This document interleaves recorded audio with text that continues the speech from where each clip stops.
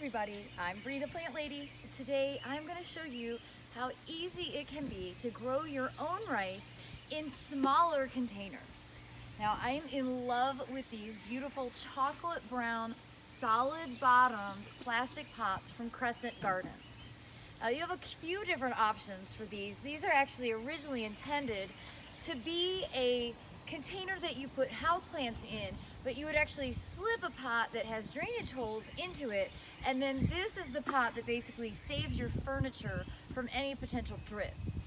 But because I'm an outdoor gardener, I'm going to use these containers to grow small batches of rice that I can put on my back patio, knowing that they aren't going to drip any water and cause any potential rot on the wood deck.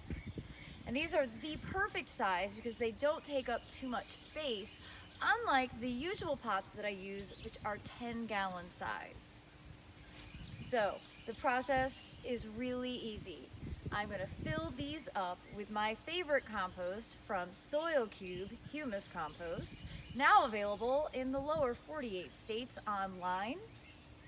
Then I'm simply going to scatter my rice seed on top. I'm using a variety called Rex Rice from HancockSeed.com. This has a beautiful bright green leaf, which is going to look great in contrast to this dark brown pot. Once the seed has been sown, I'm simply going to cover it with a light layer of that same compost. I'm going to put them in place, water them in, and I can expect germination by the end of the week. Well, as you can see, 1 cubic foot bag of Soil Cube is the perfect amount of soil to be able to do these 2 rice planters. Now it's time to put these where they're going to live for the summer and get them watered in so they'll germinate.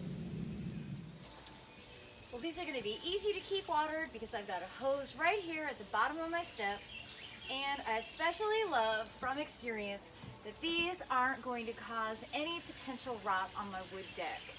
Over the years, I have learned that pots with drainage holes aren't really meant to live on wood, especially now that lumber prices cost so much. So I think that these rice planters are going to be a great combination with my carnivorous bog planters as well. And I look forward to sharing updates with you as all of this germinates and I'm able to harvest some rice to be able to serve as a meal from these Crescent Garden planters. Thanks so much for watching, everybody.